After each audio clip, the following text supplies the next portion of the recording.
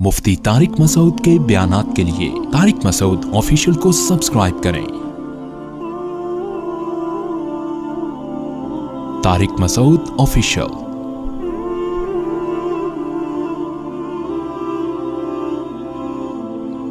सलमा इब्ने अकवा रजी अल्लाह ताला अन्हु घोड़े से ज़्यादा तेज़ दौड़ा करते थे, तो प्रैक्टिस की होगी ना उन्होंने।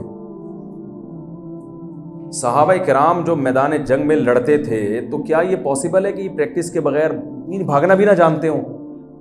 तो पूरी दुनिया पे जो इस्लाम का झंडा उन्होंने गाड़ा है, ये तो ऐसे ही थोड़ी गाड़ लिया। मेरा एक बयान है यूट्यूब पे मुसलमान साइंसदानों के बारे में, वो भी ज़रा सुनिएगा। अंग्रेज़ ये कहते हैं कि अगर मुस्लिम साइंटिस्ट ना होते, ये मैंने अंग्रेज़ की किताब के हवाले से उनकी इबारत पढ़ के सुनाई थी कि अगर मुस्लिम साइंटिस्ट ना होते, ये उस वक्त की बात है जब मुसलमान सही का मुसलमान था, उस वक्त हर शोबे में तरक्की की थी मुसलमान ने। तो अंग्रेज आज ये कहते हैं कि अगर मुसलमान साइंटिस्ट ना होते तो आज हम जिस तरक्की पर हैं, आज से 500 साल बाद वहां पहुंचते। मुसलमानों ने 500 साल का सफर हमारा कम कर दिया है, और उसकी वजह भी उन्होंने बयान की है कि इस्लाम के दुनिया में आने से पहले रिसर्च का कॉन्सेप्ट ही नहीं था। कुरान जो बार बार कहते ये तफक्करून, तफक्कुर करो, गौर व फिक्र करो, ये था ही नहीं। तवहुमात पर लोग चलते थे। वो काली बिल्ली ने रास्ता वो कर लिया तो ये हो जाएगा, वो पीली बिल्ली और वो पादरी ने ये कह दिया, तो यानी लॉजिक के मुताबिक जो शख्स बात करे ना, वो दुनिया का सबसे बड़ा बेवकूफ़ समझा जाता था।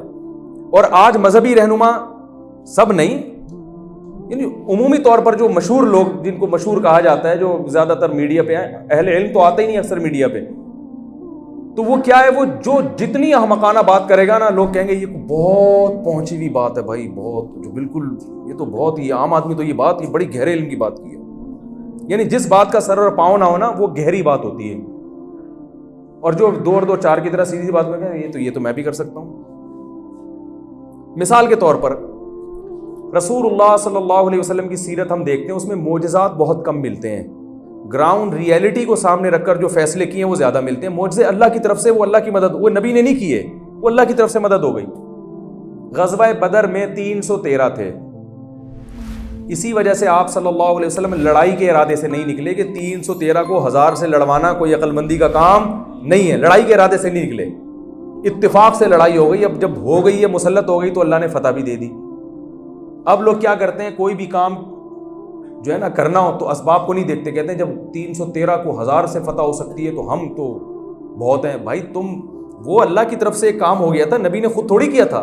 ग़ज़वा उहुद में रसूलुल्लाह सल्लल्लाहु अलैहि वसल्लम का इरादा था कि शहर के अंदर रह के लड़ना है, क्योंकि हम कमज़ोर हैं, दुश्मन ताकतवर है। बाहर निकल के जब आएंगे तो मसला ख़राब हो जाएगा। लेकिन बहुत सारे साहब ने मशवरा दी, नहीं, बाहर निकल के लड़ेंगे।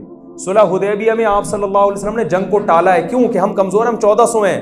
अगरचे ये मौत पे बैत कर चुके हैं, लेकिन अगर ये सारे मौत पर बैत करने के बाद शहीदी हो गए तो मेरे को बचेगा क्या? तो ग्राउंड रियलिटी को सामने रखा, भाई जंग को क्या करो, टालो। जब 10,000 का लश्कर तैयार हुआ है ना, फिर जाके मक्का पे चढ़ाई की है। तो हमें तो रसूलुल्लाह सल्लल्लाहु अलैहि वसल्लम के हर काम में लॉजिक मिलती है। नबी सल्लल्लाहु अलैहि वसल्लम की जो शादियां हैं ना, उसमें भी बहुत बड़ी वजह, अबू सुफियान ने बहुत दुश्मनी की है, और अबू सुफियान से लड़ना आसान काम नहीं था, अरब का सरदार था। आपने उसकी बेटी से निकाह किया ताकि रिश्तेदारी हो जाएगी तो दुश्मनी, ये सियासत है।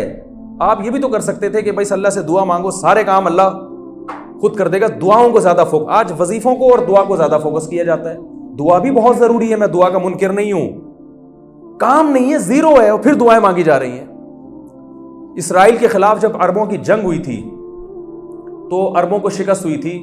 मौलाना अबुल हसन अली नदवी बहुत बड़े आलिम हैं, आप उनकी किताबें पढ़ें, बहुत मज़ा आएगा आपको। इंतकाल हो गया, तो उन्होंने जब अरबों को शिकस्त हुई तो उन्होंने कहा कि जहाँ भी सूरत का मुकाबला हकीकत से होगा, वहाँ हकीकत को फतह होगी। कहा हकीकत यहूदियों के पास है, टेक्नोलॉजी, सियासत, हर चीज़ में वो हमसे आगे हैं, और हमारे पास जो अरब थे ना, वो सिर्फ नारे थे कि नारे तकबीर, ठीक है ना उस लेवल की तैयारी थी, ना उस लेवल की सियासत। सूरत बहुत, सूरत कहते हैं देखने में बड़ा नजर आएगा, अंदर से क्या है, खाली। और वो देखने में नजर नहीं, नारे नहीं थे, तैयारी पर पूरी थी। तो उन्होंने कहा जहां भी अल्लाह का कानून है कि सूरत का मुकाबला जब हकीकत से होता है, एक आदमी इंजेक्शन लगा के अपने आप को फुलाकर आया हुआ है, अंदर से खोखला है, تو دیکھنے میں یہ طاقتور ہے، لیکن جو بغیر انجیکشن کے آیا ہوا ہے اور تیاری کی ہے، وہ صبح شام دوڑتا رہا ہے اور ڈنڈ پیلتا رہا ہے، تیاری کر کے آئے، تو وہ جو ہے نا رنگ میں اس کو گرا دے گا جو دیکھنے میں موٹا لگ رہا ہے۔ آج ہمارے کھوکھلے نعرے ہیں، صورت بہت اچھی ہے، حقیقت کچھ بھی نہیں ہے۔ اکثر لوگ کیا کرتے ہیں، کاروبار نہیں چل رہا، یہ پڑھائی میں یہ دل نہیں لگ رہا، تو فلانا نہیں ہو رہا، کوئی وظیفہ بتاتے ہیں کامیاب ہونے کے لیے۔ میں ان سے کہتا ہوں وظیفے میں بھی دل نہیں لگا پھر کیا ہوگا؟ اور دوسری بات ہے، جتنا ٹائم وظیفے میں لگاؤ گے میرے بھائی، اتنا ٹائم تم پڑھائی میں لگا دو یار۔ جو ایکویشن تم نے یاد کرنی ہے 100 دفعہ تم فلاں وظیفہ بیٹھ کے پڑھو گے، 100 دفعہ وہ نیوٹن کا قانون بیٹھ کے پڑھ لو یار، یاد ہو جائے گا وہ۔ نہیں یار میرا خیال بس، تو محنت کرو پھر دعا مانگو۔ نبی صلی اللہ علیہ وسلم نے میدان بدر میں جا کے مصلی بچھایا ہے، صحیح ہے نا، کہ اللہ یہ لے کر آئے، میرے بس میں جو تھا اب تیرے ہاتھ میں ہے۔ تو آپ صلی اللہ علیہ وسلم نے جو سفیر بنائے ہیں دنیا میں بھیجنے کے لیے، جنہوں نے بادشاہوں کو جا کے اسلام کا پیغام دیا، ان سفیروں میں جو کامن چیز تھی وہ کیا تھی؟ پرسنالٹی کے لحاظ سے وہ بڑے خوبصورت تھے اور فصاحت و بلاغت تھی، بولتے بڑا جاندار تھے۔ کیونکہ جب کسی کنٹری کے بادشاہ کو پیغام دیا جاتا ہے تو ایسی شخصیت کی سلیکشن ہو کہ پرسنالٹی کا بھی اثر پڑے۔ حالانکہ آپ صلی اللہ علیہ وسلم کے پاس بہت سارے، حضرت بلال رضی اللہ تعالیٰ عنہ بھی تھے جن کی اتنی فضیلت کہ آپ نے فرمایا میں نے ان کے قدموں کی آواز جنت میں سنی ہے، لیکن ان کو سفیر نہیں بنایا، سفیر نہیں بنایا۔ دحیہ کلبی رضی اللہ تعالیٰ عنہ یہ نبی کے سفیر تھے، اتنے خوبصورت تھے کہ حضرت عمر نے اپنے دور خلافت میں ان کو مدینہ آنے پر پابندی لگا دی تھی، اور جب یہ مدینہ آتے تو چہرہ ڈھانپ کے آتے، عورتیں فتنے میں پڑ رہی تھیں ان کو دیکھ کے۔ بہت مشکل ہے سمجھانا۔ خواتین کیا ہو جاتی تھیں؟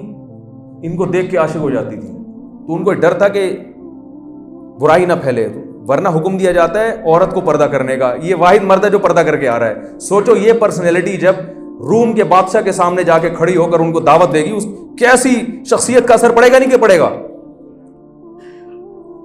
ہمارا وزیر اطلاعات دیکھ لو، وہ بھائی پوری دنیا میں ایک نمائندہ ہے، ہم سے اچھے ہی ہوں گے، میں کوئی مخصوص شخصیت کی بات نہیں کر رہا، ہر دفعہ یہ کوئی معیار ہی نہیں ہے،